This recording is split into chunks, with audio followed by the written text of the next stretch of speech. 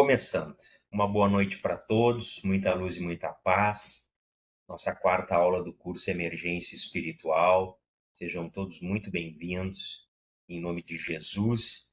E a gente começa abrindo a nossa aula com a nossa prece do Pai Nosso, Mateus 6, 9 e 13.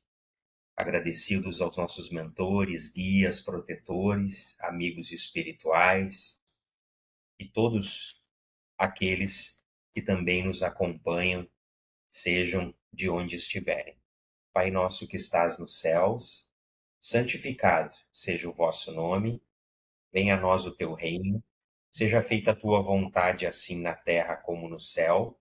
O pão nosso de cada dia dá-nos hoje, perdoai as nossas dívidas, assim como perdoamos aos nossos devedores, não nos deixes cair em tentação, livra-nos do mal, porque o teu é o reino, o poder e a glória para sempre, e assim seja. Amém. Graças a Deus. Todos estão me escutando bem? Sim? Então Sim. tá bem. Sim. Então, beleza. O pessoal tá entrando aí, eu vou autorizando. Vou baixar a apresentação aqui, tá? Para a gente começar.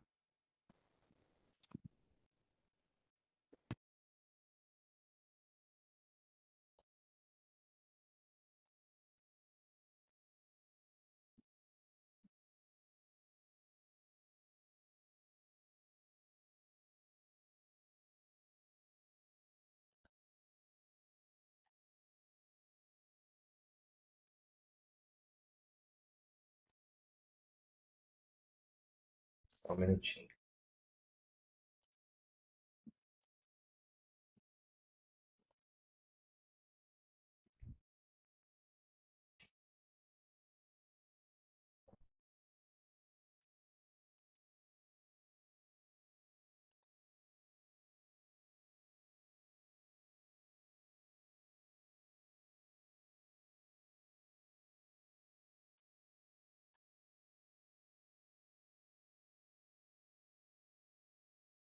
Aqui também mudou. Jesus. Vamos em frente. Deus é Pai. Consegui. Boa noite. Boa noite, tudo bem? Que bom.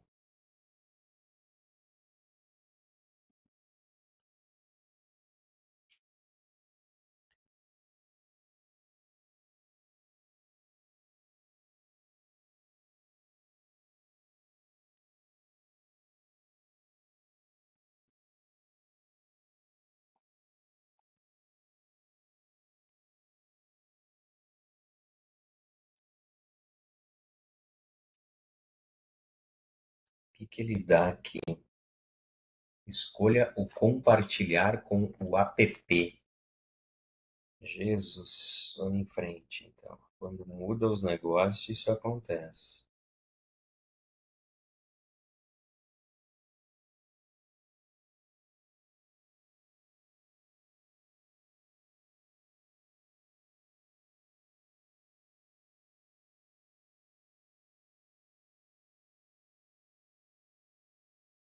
Aí aqui no celular acho que é diferente do computador, né? Ah. Linhas. Bom, eu não vou Eu dou conseguir câmera. fazer isso, então, enfim, vamos sem a Tá. Eu achei apresentação. Pode falar. como compartilha, mas eu tô no celular. Não, mas o meu aqui tá também compartilhar, mas ele não tá aceitando.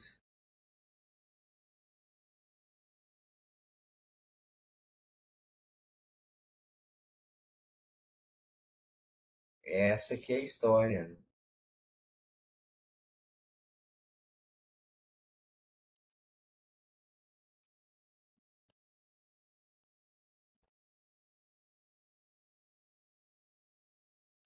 Não tem como tu gravar e compartilhar mais tarde? Sim, não, eu vou passar a apresentação para vocês. Hum. Não dá. Vamos lá. É que tem gente entrando também. O bom é isso, que aí o pessoal entra. Mariana, Ediane, a Joyce, a Beth, a Anália. A Anália entrou, conseguiu, a Ediane também, a Rose.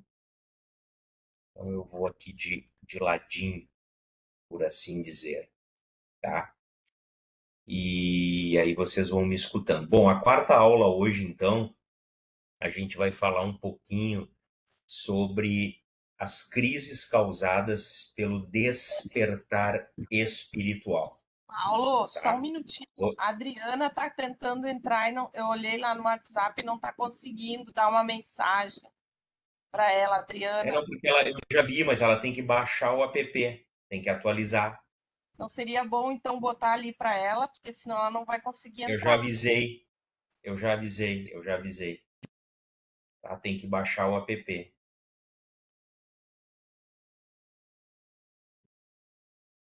Oi, Paulo, eu desinstalei e instalei o novo.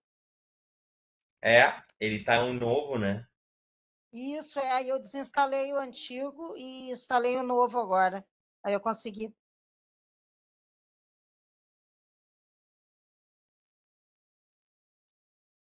Voltando então, tá? A semana passada a gente viu o primeiro tipo lá das crises causadas, não é, pelo despertar espiritual, tá? Do e terapeuta Assadioli, tá? A gente viu o primeiro e agora a gente vai ver o segundo aspecto dessas crises, tá? O que ele diz? A abertura de um canal, tá, entre os níveis consciente, aquilo que a gente percebe através da nossa cognição, dos nossos sentidos, enfim, entre o eu, e aí ele coloca na apresentação, vocês não estão vendo o eu em minúsculo e o eu em maiúsculo, que a gente viu a semana passada, né? Esse eu maiúsculo seria o self de Jung, né? A nossa essência superior, ou o si profundo lá da Joana. Então eu vou chamar aqui o eu maiúsculo de si profundo e o eu é o ego, o que a gente toma como consciente. Então, a abertura de um canal entre os níveis, então, consciente e supraconsciente, um degrau abaixo da consciência, tá? Entre o eu e esse si profundo, assim como a cascata de energia e de júbilo que a segue, costumam produzir uma prodigiosa liberação. Os conflitos e sofrimentos precedentes, ou seja, anteriores, bem como os sintomas físicos e psicológicos que geraram, por vezes desaparecem por surpreendente rapidez, confirmando o fato de não se deverem a causas físicas, mas de serem o resultado direto de um esforço interior. Nesses casos, o despertar chega a uma real resolução. Aqui, qual o exemplo prático, palpável que eu tenho para explicar isso aí para vocês? Tu faz meditação, por exemplo, há muito tempo e daqui a pouco, num determinado momento, tu entra num processo de iluminação nessa meditação. Consegue alcançar isso. Tem pessoas que não conseguem uma vida inteira, às vezes várias vidas, outras conseguem em 1 ano, 6 meses, 5 anos, 10 anos. Tudo isso eu vi relato, tá? Porque eu pratico a meditação lá, Kriya Yoga, do Paramahansa Yogananda e os gurus, né, que são anteriores a ele, de uma organização que o Yogananda fundou lá nos Estados Unidos e na Índia na década de 20 do século passado, chamada Self-Realization Fellowship, ou SRF. Então ele fala muito isso. Então lá tem exemplos. Um lá que era muito... Um dos primeiros discípulos dele alcançou o chamado Samadhi. Na linguagem indiana é o Samadhi, não é uma autoiluminação. Então aqueles conflitos, sofrimentos, precedentes, sintomas físicos, psicológicos e tal, desaparecem surpreendentemente. É quase como uma autoiluminação. Esse é um exemplo palpável que eu tenho conhecido. Tá? Agora, isso pode acontecer, obviamente, e eventualmente, por um processo mediúnico. Pode. Num trauma que tu passou por uma emoção, não um trauma, né? Porque o trauma é uma coisa negativa, mas um evento que tu passou que gerou uma emoção e uma descarga de energia na psique muito grande, tá? Por um acidente, não um acidente de carro, de trem ou de ônibus, um acidente de percurso, eu digo, e tu acaba atingindo, sei lá, essa autoiluminação. Então, ou seja, esses sofrimentos, esses tormentos, esses eventos precedentes, eles tornam-se menores, não é? Ou seja, esse processo de autoiluminação ou de samadhi é uma coisa que primeiro te preenche e te toma por completo. Me entendam assim, tá? E me perdoem, é difícil explicar isso, tá? Porque não é uma coisa palpável pelos sentidos, é uma coisa de dentro para fora, tá? E não é de fora para dentro, como a gente percebe com os sentidos. Então tu te vê assim, como se tu tivesse mesmo encarnado na Terra, mas já vivendo em outra dimensão. Tu te enxerga conectado a tudo e a todos, a natureza, e enfim, e muitos já vêm experimentando não um processo desse completo, mas um processo que já vem gradual. Vocês mesmos já devem estar sentindo isso. Tipo, começa uma preocupação desse sentido de integração, por exemplo, assim, vou dar um bem singelo. Eu estou almoçando e me vem na cabeça, puxa, quantas pessoas, né, não tem uma refeição por dia, um prato de comida, e eu estou me alimentando com essa refeição aqui super saborosa e farta. Então, às vezes são pedaços dele, mas já tem e de integração. E isso é normal nessa fase da transição planetária. Agora falando à luz da doutrina espírita, por quê? Porque esse é o sentido mesmo da transição planetária, entendeu? O próprio Yogananda dizia isso, né? Então, hoje tem muito mais luz do que há 100 anos atrás, porque nós estamos no auge do processo, na fronteira do processo de transição planetária. Então, esse mundo está ruindo, esse mundo de provas e expiações, e está chegando e entrando esse mundo regenerador, que é um mundo de muito mais luz. Então, ou seja, a gente percebe, e às vezes com muito sofrimento, a perceber coisas assim, pô, né, não estou sozinho aqui, não é só a minha família, a coisa é muito maior, entendeu? Qual é a minha responsabilidade nisso tudo? O que eu devo fazer? E fora aqueles que conseguem o êxtase, também a gente pode chamar assim, na prece, não é? Não só num processo de meditação, na mediunidade, num acidente de percurso, como eu falei, é nesse sentido, tá? Que ele fala desse despertar espiritual. Ou seja, e por que isso causa uma crise? Porque é uma crise, porque é diferente, né? A crise significa mudança. A gente muda de soco, assim, de uma hora para outra, às vezes nem está buscando aquilo. E muda, e aí daqui a pouco tu te vê questionando um monte de coisas que anteriormente tu não questionava. Vamos mais à frente um pouquinho para tentar entender melhor. Tá? Esse é um caso. Mas em outros casos, ele fala, não muito incomuns, a personalidade não consegue assimilar direito o influxo dessa luz potente e dessa energia. Isso é ele mesmo que está falando, tá? Isso ocorre, por exemplo, quando o intelecto não é bem coordenado e desenvolvido, quando as emoções e a imaginação são descontroladas, quando o sistema nervoso é demasiado sensível, ou quando a entrada de energia espiritual, dado o seu caráter súbito e a sua intensidade, é insuportável. Aqui uma coisa muito clara para vocês, por exemplo, se eu pego uma pessoa sensível na questão da emotividade e boto ela para trabalhar, por exemplo, com mediunidade, porque eu vi que ela tem uma mediunidade que a característica é de psicofonia. É muito, como é que se diz? A mediunidade dela é muito ostensiva, não é? Mas ela é uma pessoa sensível. E é uma pessoa que nunca estudou esse processo de mediunidade, entendeu? Então esse processo assusta, vai mais desequilibrar do que trazer benefício para a pessoa. O outro lado do negócio. Por que eu falo isso? Porque a emergência espiritual precisa ter conhecimento disso, de como funciona. Por isso esse curso, por exemplo. Se eu nunca trabalhei com mediunidade e me aconteceu, ou nunca entrei numa casa espírita, nunca fui numa coisa transcendental, mas num determinado momento da minha vida eu senti que aconteceu uma coisa diferente e me sinto muito maior do que eu sou a nível de energia, de luz. Se eu não conheço aquilo, eu vou me apavorar.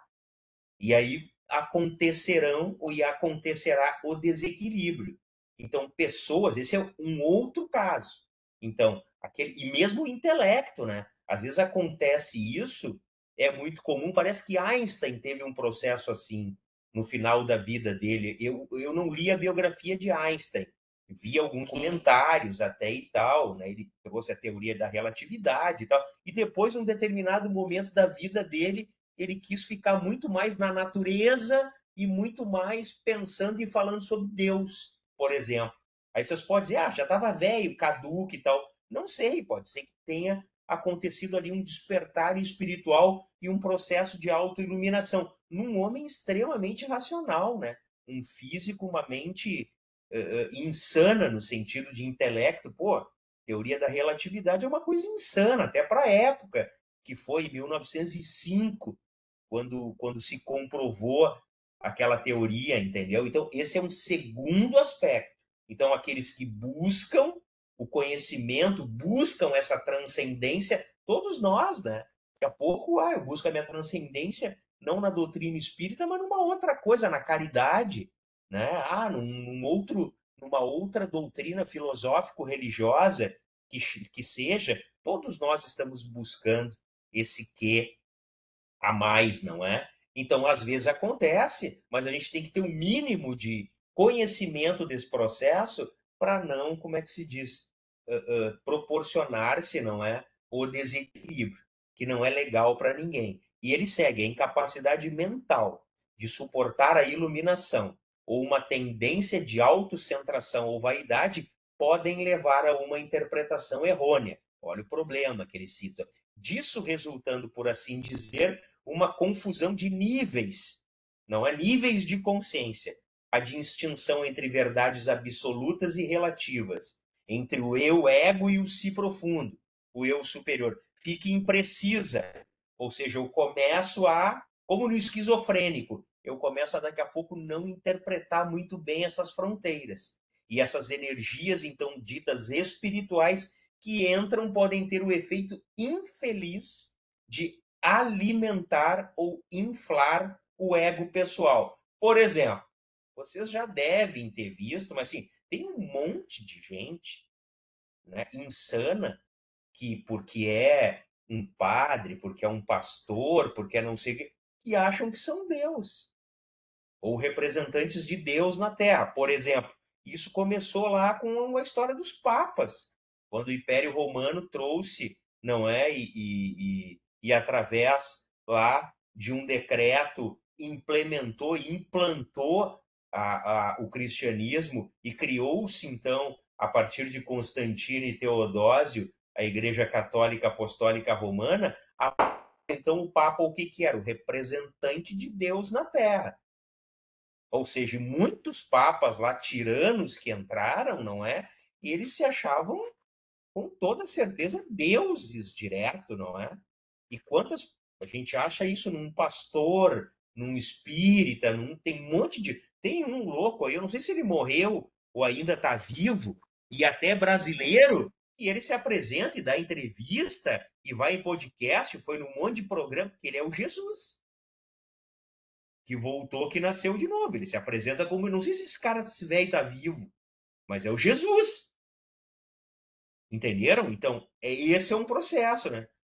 Que daqui a pouco a pessoa assimilou uma determinada carga de energia espiritual muito grande com pouco conhecimento, não é? Ou com intelecto em desequilíbrio, por assim dizer, e as emoções, sei lá, inúmeros e diversos fatores, e daqui a pouco descambou para uma coisa horrorosa, entendeu? Então são muitos os religiosos hoje, principalmente, que eles são categóricos, eles são os representantes de Jesus e de Deus na Terra, ou do Maomé, ou lá do do Oxalá, vai saber. Entenderam? Então, esse processo, é por isso que a gente precisa ter cuidado, não é? O autor descobriu, o Assagioli, um incrível exemplo desse efeito prejudicial no Hospital Psiquiátrico de Ancona, que ele cita um exemplo. Um dos internos, um vizinho simples, era fotógrafo, declarava calma e persistentemente ser Deus.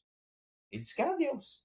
Ele construíra em torno dessa ideia central um grande número de delírios fantásticos sobre hostes celestiais comandadas por ele, ao mesmo tempo, era a mais pacífica, gentil e educada pessoa que se podia imaginar naquele sanatório, sempre pronta a servir tanto aos médicos quanto aos pacientes. Era tão confiável e competente que foi encarregado da preparação de remédios e até tinha as chaves da farmácia. Olha que loucura. Sua única falha de comportamento nessa função era um ocasional roubo de açúcar para agradar a outros dos internos que gostavam aí dessa iguaria. Então aqui o próprio Assagioli deu um exemplo de alguém lá que eu sou Deus, entendeu? E vamos embora.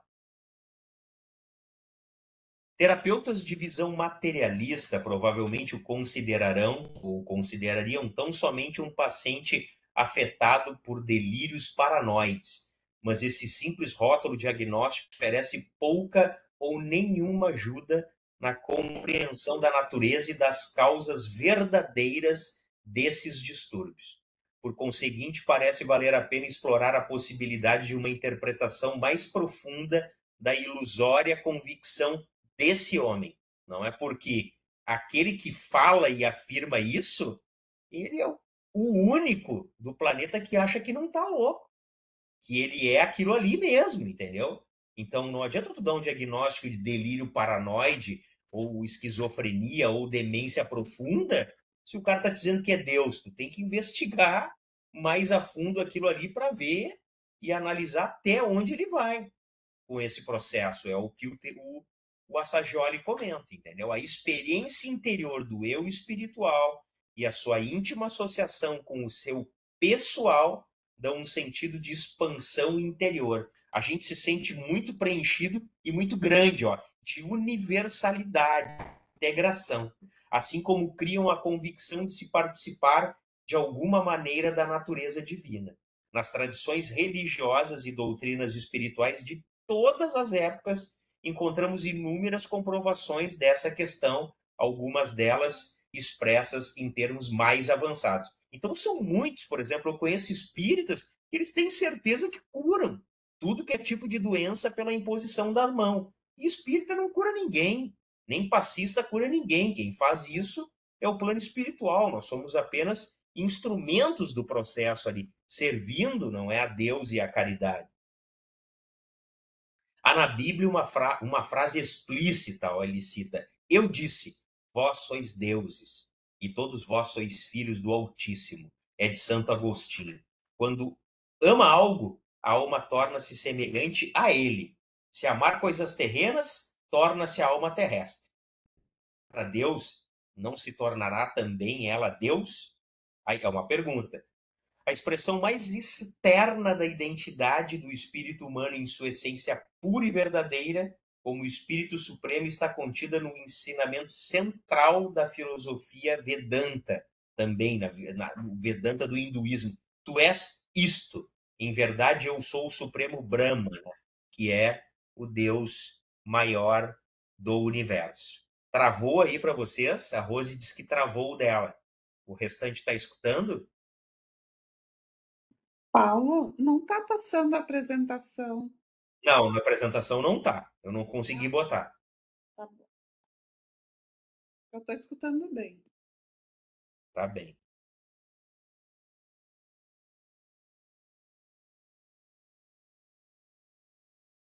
Como quer que concebamos o relacionamento entre o eu individual e o eu profundo, consideremos-los semelhantes ou diferentes, distintos ou unidos, o mais importante é reconhecer com clareza e manter sempre presente na teoria e na prática a diferença entre o eu em sua natureza essencial e o ego, aquilo que tem sido chamado de fonte, centro, ser profundo, esse é o outro, o ápice de nós mesmos, não é?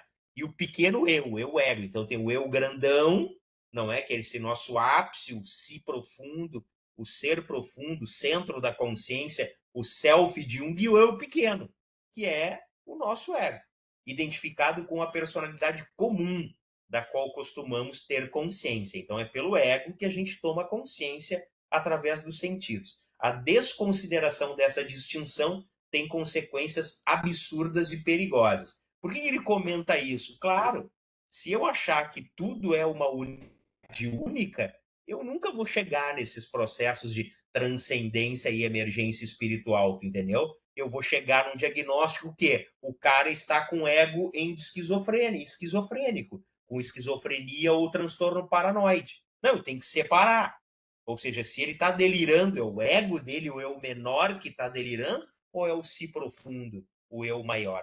Essa investigação tem que ser feita separada. Essa análise tem que ser feita separada. Mas eu tenho que ter certeza que essas duas coisas são separadas, apesar de fazerem parte da estrutura da nossa psique, tá?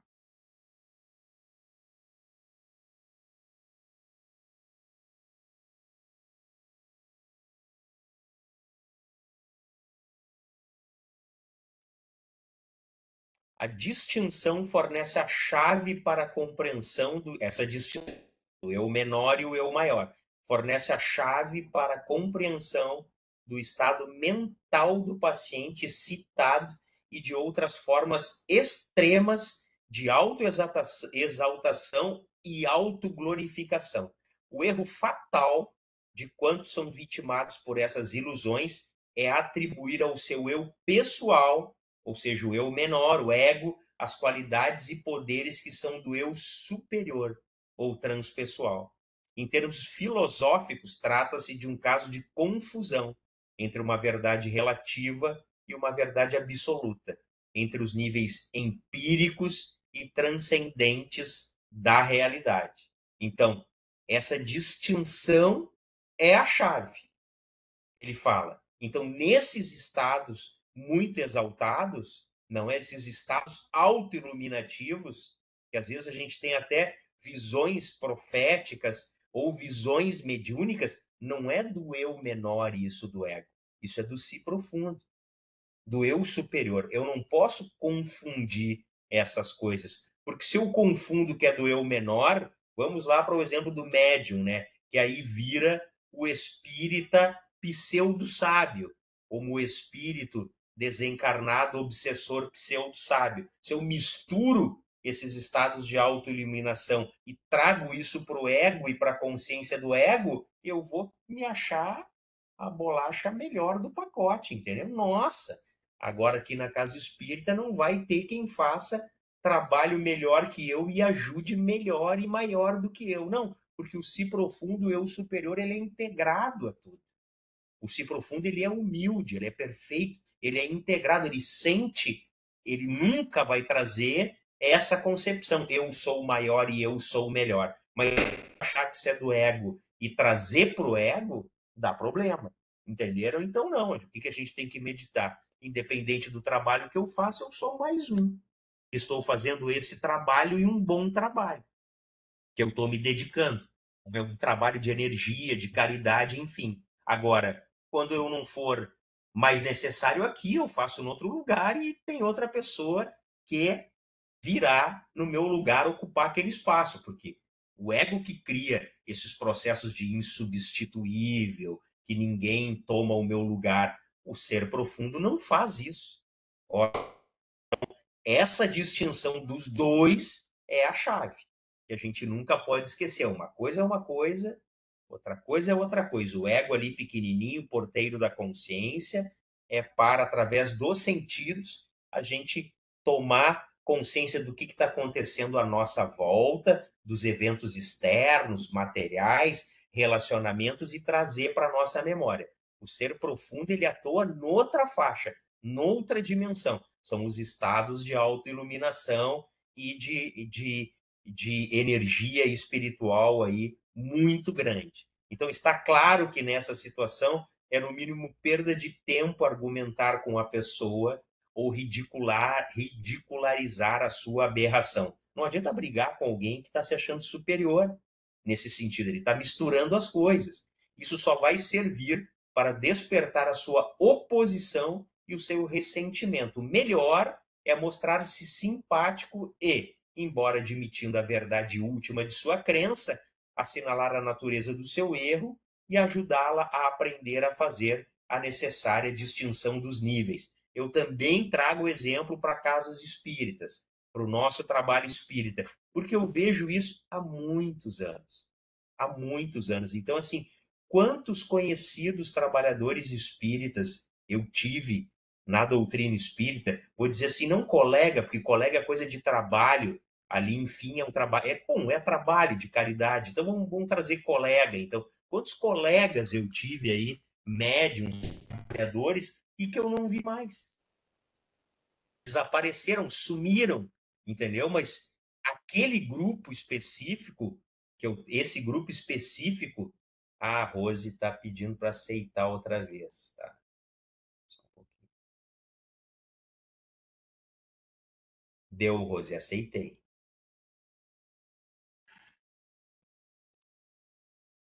Então, por exemplo, eu não vi mais, mas esses, por exemplo, que eu estou citando, receberam feedback. Olha, não é?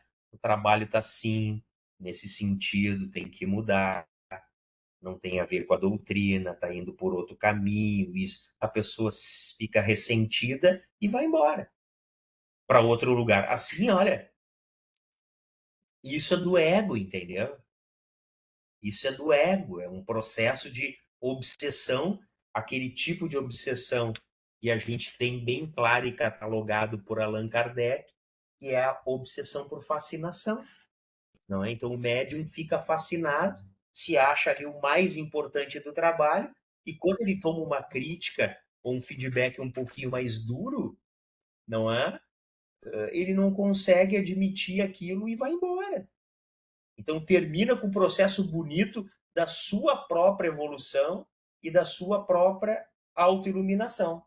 Vai para outras casas, que aceitem lá, muitas vezes, aquelas aberrações que ele quer implantar, porque ele acha que aquilo é o certo, porque ele recebeu uma luz, porque ele teve um sonho, porque ele viu, ele teve uma visão. Enfim, aqui é um exemplo bem espírita aí desse processo. E ele diz, há também casos em que o súbito influxo de energias produz uma perturbação emocional, tá? Então, ou seja, todos estamos passando, né?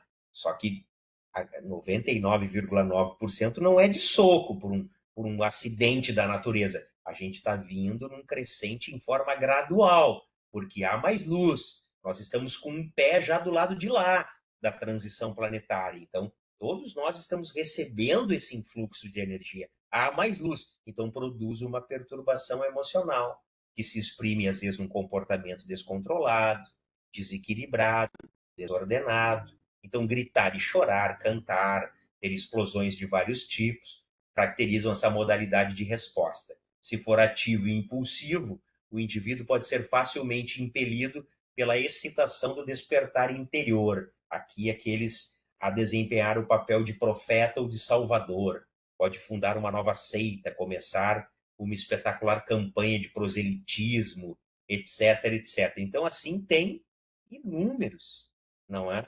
Processos desses em que a pessoa entra numa vibe, né, ou descamba para um lado que não tem a ver com o processo, ela não entendeu o processo. Vamos ver aqui, tá? Aqueles casos, quando fala aqui de um influxo de energia causar um descontrole emocional, por exemplo, do transtorno bipolar ou de borderline. Aqui alguns pontos aqui daquilo que eu li, do pouco que eu conheço, que é quase nada. Mas, assim, tanto o borderline é um processo de muito mais energia, né? Mas o que é o bipolar e o borderline? Uma hora o cara tá lá embaixo, arriado, no chão, e num determinado momento lá em cima. É sempre ou tá no céu ou tá no inferno. Não tem meio termo, entendeu? Então é uma resposta e um exemplo que pode ser, né, entre aspas, associado a esse comentário que o cientista está fazendo. Então, um influxo de energia tão grande, a pessoa causa um sentido de excitação e de pertencimento e de preenchimento tão grande e que a emoção não é equilibrada, não há o conhecimento, não há um trabalho, nunca teve um trabalho vivencial de um controle melhor de energia, enfim, aquele processo desequilibra, causa esse desequilíbrio. A partir que aquela energia começa a dissipar, a pessoa arreia, vai lá para baixo, aí vai no psiquiatra, transtorno bipolar. É o diagnóstico. Então tem que tomar o remédio lá para equilibrar, para tu andar nas faixas ou no caminho do meio, nem tanto para o céu e nem tanto para a terra, o que é correto. Tá? A gente tem que ter mesmo e buscar sempre o nosso equilíbrio aí, psíquico, físico, emocional, espiritual, enfim. Mas eu lembrei do bipolar e do borderline porque é esse exemplo. Ou eles estão enterrados lá na depressão. Isso é assim, é de uma hora para outra. Não é que o cara cai em depressão profunda e fica um mês inteiro do... Não. Hoje ele está em depressão e amanhã o cara acorda e a energia, o influxo está tão grande nele que ele quer soltar de paraquedas, pular de bungee jump, fazer uma festa, brindar com champanhe, entenderam? Aí no outro dia ele está riado de novo, no poço da depressão. É muito, ou seja, acentuado o processo e muito rápido de um tempo para outro. Aqui só um exemplo que a gente pode dar aqui mais palpável, tá? Então a qualidade das mensagens é extremamente variada.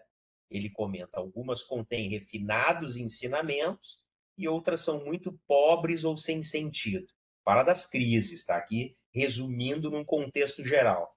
Todo esse processo aqui do crises causadas pelo despertar espiritual. Sempre devemos examiná-las, essas crises, com muita discriminação e um sólido julgamento, e sem nos deixarmos influenciar pela sua origem incomum, nem por alegações do seu pretenso transmissor, daquele que está dizendo o que ele está achando que é. Não se deve atribuir nenhuma validade a mensagens que contenham ordens definidas e determinem a obediência cega, nem as que tentam a exaltar a personalidade desse receptor, de quem recebe. Entenderam? Então, pessoal, tem pessoas que têm, né, esse poder tão grande de influenciação. Eu lembro aí de seitas e de coisa que o guru mandou todo mundo se matar e se mataram, entendeu?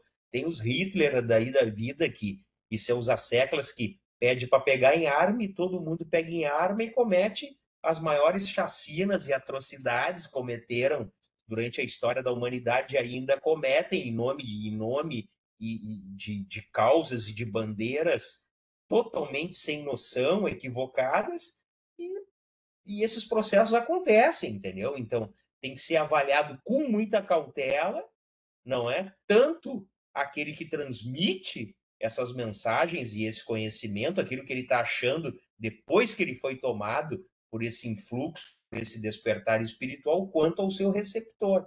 O receptor também não achar que daqui a pouco ele está com um guru, com um gênio, com um Deus na sua frente, ele tem que fazer todas as bobagens e loucuras que esse pediu, que não tem o menor fundamento.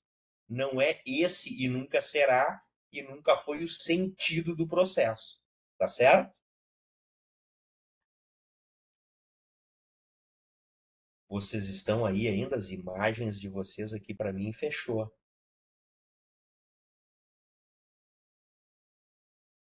Eu estou. Sim, tô. Então tá. Então vocês estão com as câmeras desligadas. Para mim não está aparecendo. Eu também tô. É que a internet tá ruim, daí eu fechei a foto. Ah, tá bem. Não tem problema. Bom, pessoal, o segundo aspecto era isso. Menor, tá? Da crise espiritual. O principal é vocês lembrarem, eu vou mandar a apresentação, tá?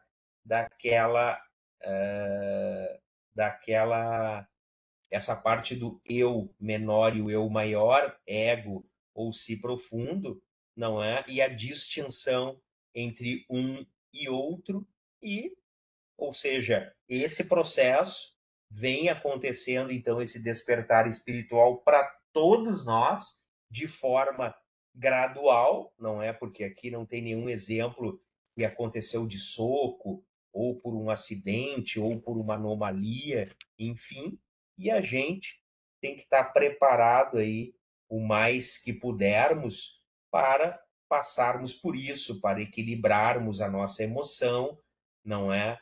E a nossa mente, a nossa psique,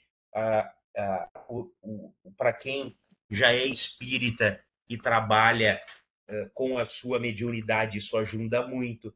Os exercícios de meditação, de prece, também são extremamente salutares. Então, tudo isso ajuda nesse processo para a busca do nosso equilíbrio espiritual nessa transição aí que estamos vivendo com muita mais energia e que a gente está todo mundo, sem exceção, sendo, como é que se diz, bombardeados aí, não é? Por essas crises, né? Chamada crises do despertar espiritual, tá certo? Alguém quer fazer um comentário ou tem alguma dúvida, fique à vontade. Paulo, posso falar? Oi, pode falar.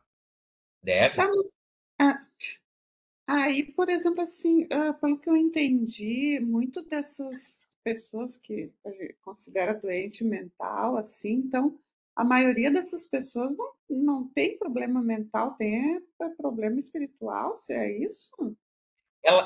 Isso é uma fronteira difícil, tá? Mas assim, principalmente para mim responder, porque eu não sou psiquiatra. Mas o que acontece? A pessoa tem um desequilíbrio da emoção. Ela não consegue controlar, entendeu? Quando tu não consegue, tu entra em desequilíbrio emocional pleno, por assim dizer, o que tu procura? Tu vai procurar um médico, não é? O psiquiatra. Aí a questão é do diagnóstico, não é? Então, eu não sei se tu participou lá da nossa primeira aula, há 4, 5 Sim, semanas atrás. O que é o ideal? Tu passa mal da emoção quando a coisa é muito pesada, muito descontrolada, que tu tá quase perdendo o teu foco da tua vida e muitas vezes sentindo até que tu vai enlouquecer. Esse é o caminho, o sim, psiquiatra, primeiro entendeu? procura o médico, depois a parte Primeiro espiritual. tu vai procurar o médico. Qual seria o ideal isso? Dele fazer uma avaliação e diferenciar essas coisas dos aspectos que nós estudamos hoje. O ego, cheio de problema, com a sua sombra psicológica no inconsciente profundo, afetando lá a consciência, porque nós somos uma repetição de comportamentos do passado e vidas passadas, estamos em resgate, então esses desequilíbrios emocionais são obstáculos, não é? Então, o próprio Yogananda, como eu comentei, ele fala isso, hoje tem muito mais luz. Então, a nossa sombra psicológica lá, apesar de estar no inconsciente, ela não está mais no escuro, está iluminada. E isso, eventualmente, vem para a consciência. E aí, a gente não está preparado para aquilo, tu entra em pânico. Tu tem uma crise, uma depressão, um transtorno e tal. Então, o ideal, o que acontece? E isso altera, obviamente, e isso eu tenho certeza, porque eu leio e estudo bastante. Isso altera a tua química cerebral. Vamos lá, um exemplo: depressão e depressão profunda. É um problema lá da química cerebral da captação de serotonina. Então, isso reequilibra com o medicamento. Então, o médico vai receitar lá o antidepressivo, vai te receitar a terapia também, indicar muitas vezes para tu fazer a terapia e tomar o antidepressivo para reequilibrar a captação de serotonina. Não é? Organiza a química cerebral. O legal é que nessa terapia, pode ser tanto pelo psiquiatra quanto pelo psicólogo ou, sei lá, alguém ali especializado que tu for fazer esse processo de conversa do teu drama e do teu problema e tentar entender por que tu chegou naquele desequilíbrio, o ideal é que essa pessoa te dê mais opções, não só o diagnóstico médico clínico, entendeu? Não, peraí, vamos ver se isso aqui realmente tu tá ficando louco, esquizofrênico, ou tá com um transtorno paranoide, ou tem outra coisa aqui. Por que essa coisa aqui bipolar tão intensa? Hoje tu tá riado e amanhã, como eu falei, tu quer pular de bungee jump. O que tá acontecendo aqui? Como é que tu tá fazendo essa leitura? Tu tá fazendo a leitura correta dessa energia pelo eu superior ou pelo ego? E aí, como tu não tem conhecimento, tu te desequilibra. É nesse sentido. Então, lá na primeira aula eu falo, eu gostaria e gosto de me sentar com um cara, com um terapeuta, com um especialista, em que a gente coloque várias opções na mesa e a gente descubra junto, entendeu? E eu não gosto daquela história do diagnóstico com convicção. Ah, tu tem tal coisa, entendeu? Tem depressão. Ah, beleza, eu tenho depressão, mas ok, vou tomar o remédio lá, ok, para reorganizar o hormônio lá da serotonina, reequilibrar a química cerebral. Mas assim, tá, e aí? A depressão veio por quê? Pois é, Ela veio da onde? mas a Ela maioria, veio da onde? Ela tá aqui por quê? O que eu tenho que fazer para não ter de novo?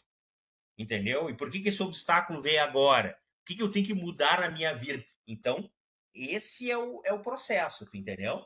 sim, Então, primeiro, tá certo, a gente busca o médico, mas o ideal é que a gente já tendo essa ideia agora e esse conhecimento da emergência espiritual, eu tenho que buscar pessoas que me ajudem de mente aberta. Que tem muito louco também agora, puxando para o lado da doutrina espírita. Tá cheio de louco esquizofrênico internado em sanatório com mediunidade ostensiva. Que os parentes internaram desde criança. Entenderam?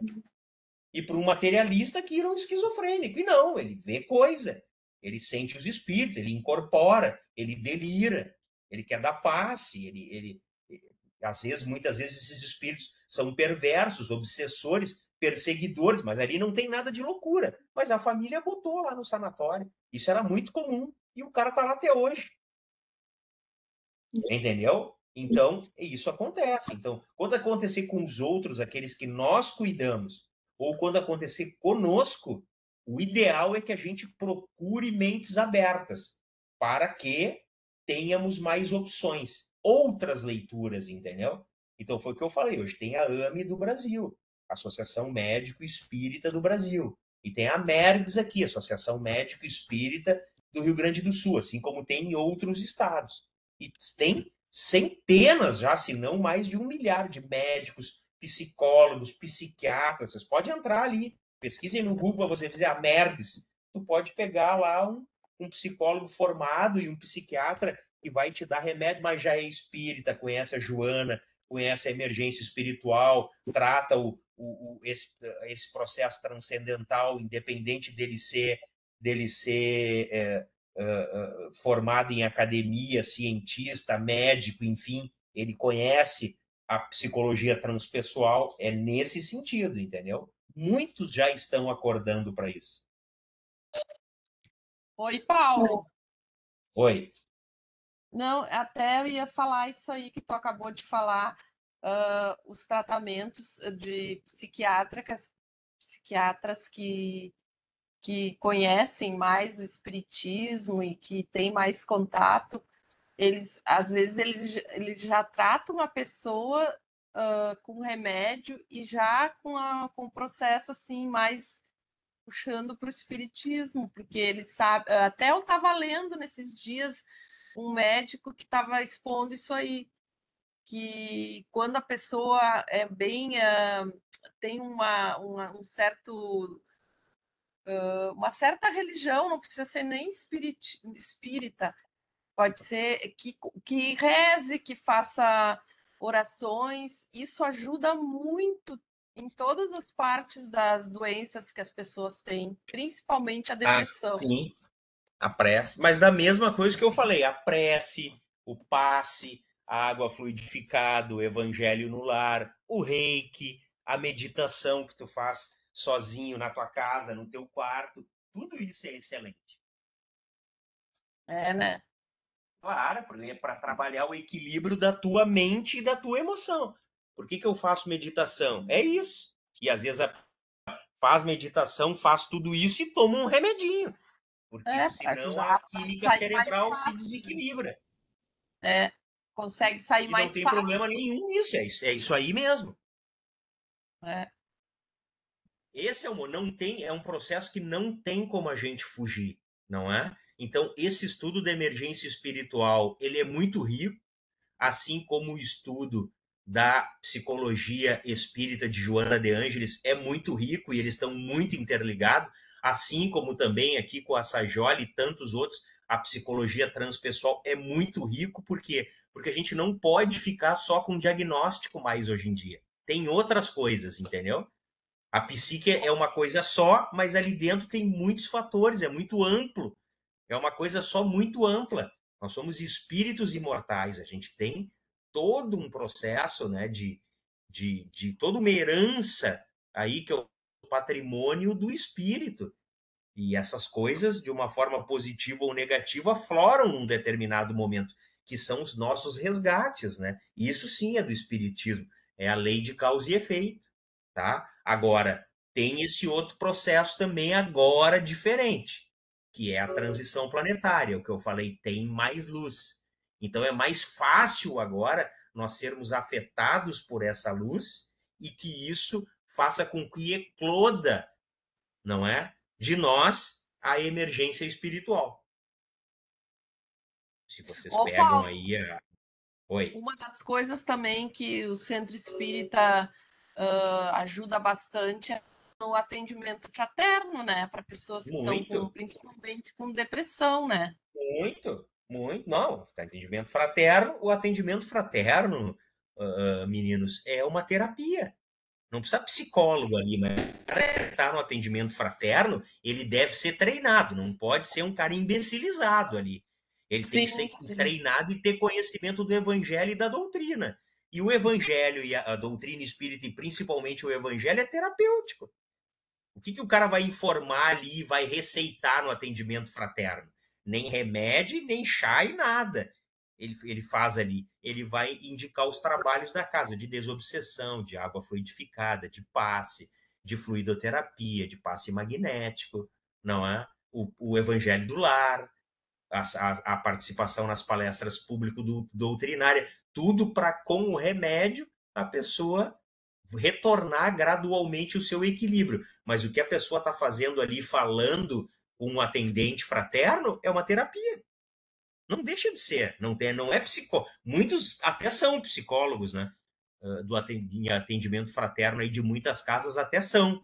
São psicólogos que vão para o atendimento fraterno. Melhor, se tiverem conhecimento espírita. Mas nem precisa. Tu precisa ter conhecimento evangélico para escutar a pessoa, ela chorar, tu acolher, consolar, porque é disso que a gente precisa, entendeu? E não adianta o atendimento fraterno, vai pro psiquiatra e fica lá, tu tá doidão.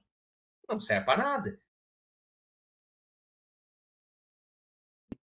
A gente precisa é disso, essa coisa mais desse tipo de pessoas, de coisas mais amplas. E esse conhecimento traz isso para a gente. Até como eu falei, para pessoas que nós cuidamos, parentes mais idosos, pai, mães, avós e tal, nossos filhos, que nós temos, quando essa coisa acontecer, opa, tá diferente ali o negócio.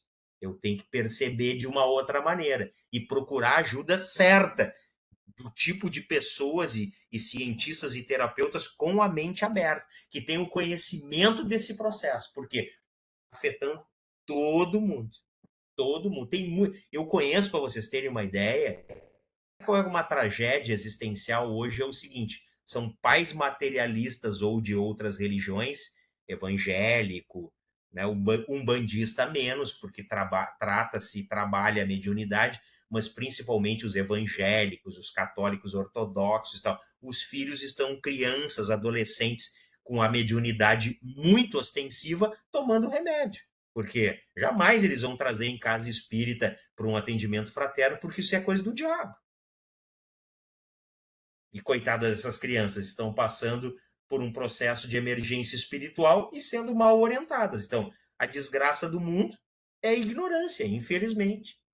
Por isso que o conhecimento é tudo, a gente tem que buscar o conhecimento. Então, me dá muita dó desses jovens e desses adolescentes com esse tipo. E não estou condenando as famílias, porque isso é uma questão de fé, de crença, entenderam? Mas esperem um pouquinho, né? Também é uma questão de percepção. Nossa, meu filho, né? Já foi lá na igreja, tratou e tal, mas não está bem, entendeu? Eu tenho que procurar outra coisa. É tipo assim, pô, se um remédio não dá certo, um antibiótico, o médico vai trocar o antibiótico, vai dar um mais forte, até que acabe. Não é que acabe a tabela dos antibióticos. A coisa é mais ou menos assim. Então, independente da minha fé e da crença, sempre na frente é o bom senso. Por isso que a doutrina espírita sempre me cativou, né? Porque o Kardec sempre expôs isso muito bem na doutrina espírita. A razão em primeiro lugar, a fé depois. Então, posso ter a fé que eu tiver.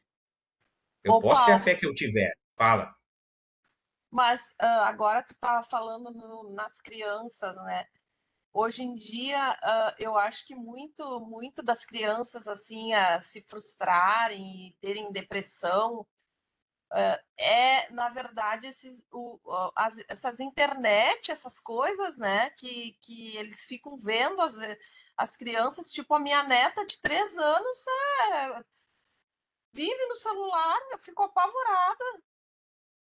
Não, esse é um processo, tá? Então, internet já é uma coisa da sociologia e da psicologia infantil. Eu falo na questão daqueles que estão com transtorno emocional, e tem muitos, vários eu conheço, entendeu? De pais de outras religiões, e a gente percebe que é mediunidade ostensiva.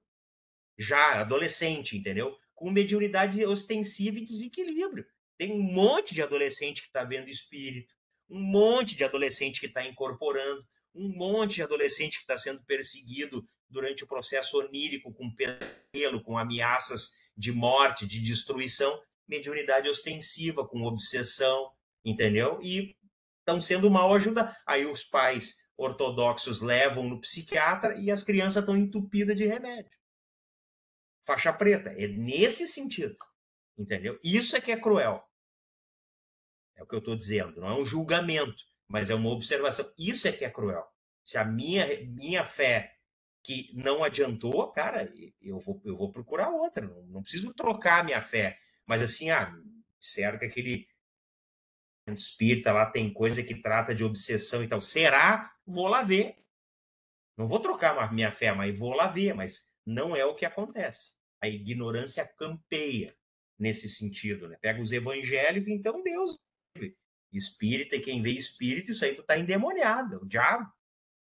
Então, assim, ó, esses adolescentes sofrem, né? De problemas da sexualidade. Terrível, né? Imagina, mediunidade ostensiva, incerteza do gênero, problema de disfunção na sexualidade. Isso tudo os jovens estão passando hoje. E graças aos espíritas, não é? Que tem uma nova, não é, oportunidade, porque tem, nesse momento, aqueles nós que estamos vinculados à doutrina espírita, um outro conhecimento do processo. A doutrina espírita vai nos ensinando, ó, isso acontece por tal coisa. Mas nem tudo é uma tragédia, não é? Então, essa mediunidade ostensiva e esse problema na sexualidade e esse desequilíbrio emocional também é uma questão de emergência espiritual. Isso pode ser tudo trabalhado junto. Equilibrar a energia, para equilibrar a mente, a emoção, enfim. Então vejam a bênção daí, né, de nós estarmos vinculados nessa filosofia aí da terceira revelação. Aproveitem e sejam gratos, porque quem não tá, não é fácil. Eu vejo cada coisinha.